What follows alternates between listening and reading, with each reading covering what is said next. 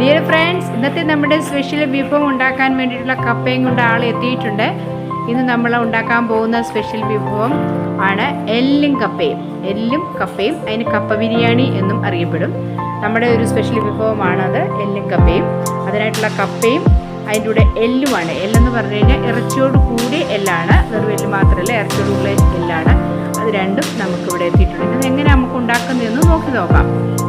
എല്ല് കറി വയ്ക്കാനായിട്ട് നമ്മൾ സവാളയും പിന്നെ ഇഞ്ചി വെളുത്തുള്ളിയും എടുത്തിട്ടുണ്ട്.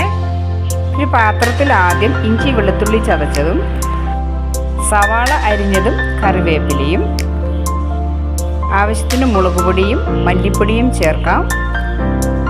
ഇതിലേക്ക് മഞ്ഞൾപ്പൊടി, ഗരം മസാല, ഇതിലേക്ക് ആവശ്യത്തിനുള്ള ഉപ്പും കൂടി നമുക്ക് ചേർത്ത് കൊടുക്കാം.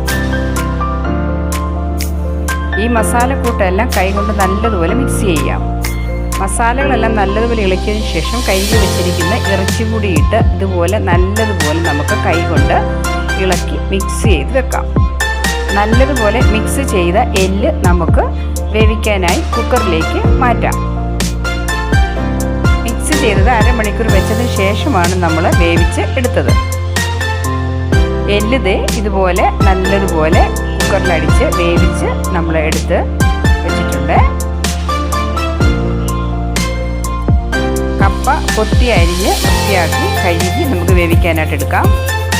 എല്ലും കപ്പയ്ക്കുള്ള കപ്പ അങ്ങനെ തിളച്ച് വെന്ത് കിട്ടിയിട്ടുണ്ട്. ഇനി നമുക്കിത് വെള്ളം കളഞ്ഞ് എടുത്തു വെക്കാം. കപ്പയ്ക്ക് വേണ്ടി കൊച്ചുള്ളി, പച്ചമുളക്, വെളുത്തുള്ളി ഇത് മൂന്നും കൂടി മിക്സിയുടെ ജാറിലിട്ട് നമുക്കൊന്ന് ചതച്ചെടുക്കാം. ഒരു പാൻ അടുപ്പിൽ വെച്ചിട്ട് നമുക്ക് ചതച്ച് വെച്ച മസാലയൊന്ന് വഴറ്റിയെടുക്കാം. മസാലയൊന്ന് വഴണ്ട് കഴിയുമ്പോൾ നമുക്കതിലേക്ക് തേങ്ങ ചേർത്ത് കൊടുക്കാം. അതിലേക്ക് അല്പം മഞ്ഞൾപ്പൊടിയും കൂടി ചേർത്ത് നമുക്ക് നല്ലതുപോലെ മിക്സ് ചെയ്ത് നല്ലോണം വറുത്ത് ഇങ്ങനെ എടുക്കാം. ഇതിലേക്ക് അല്പം കുരുമുളക് പൊടി കൂടി ഞങ്ങൾ ചേർക്കുന്നുണ്ട്. ഇനി ഒരു ഉരുളി എടുത്തിട്ട് അതിലേക്ക് വെന്തിരിക്കുന്ന ഇറച്ചിയുടെ ചാറ് ഒഴിച്ചു കൊടുക്കുകയാണ്. ഈ ചാറിലേക്ക് നമ്മൾ വഴറ്റിയെടുത്ത മസാലക്കൂട്ട് ഇട്ട് കൊടുക്കാം. ഇനി ഇതിലേക്ക് നമുക്ക് വേവിച്ച് വെച്ചിരിക്കുന്ന നമ്മുടെ കപ്പ ഇട്ട് കൊടുക്കാം.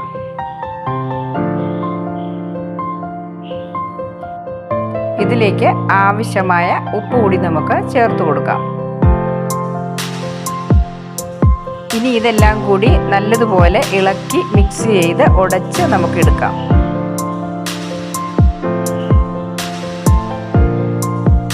അങ്ങനെ നമ്മുടെ കപ്പ എല്ലാം കൂടി നല്ലതുപോലെ ഇളക്കി എടുത്തിട്ടുണ്ട്.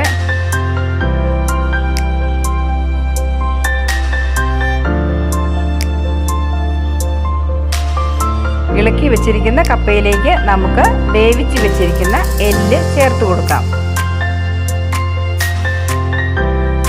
അങ്ങനെ കപ്പയും എല്ലും കൂടി രണ്ടും കൂടി ഒന്നിച്ച് നല്ലതുപോലെ നമുക്ക് ഇളക്കിയെടുക്കാം. അങ്ങനെ ഇന്നത്തെ നമ്മുടെ എല്ലും കപ്പയും തയ്യാറായിട്ടുണ്ട്. നമ്മൾ ഇന്ന് ഇങ്ങനെയാണ് എല്ലും കപ്പ ഉണ്ടാക്കിയത്. തേങ്ങ ചേർത്തിട്ടാണ്.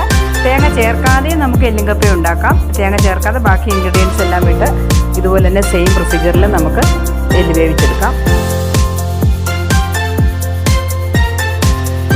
അങ്ങനെ നമ്മുടെ കപ്പ ബിരിയാണി നമ്മൾ കഴിക്കാൻ തുടങ്ങിയാണ്. നമ്മൾ ഇല വെട്ടിയിട്ടാണ് കപ്പ ബിരിയാണി കഴിക്കുന്നത്.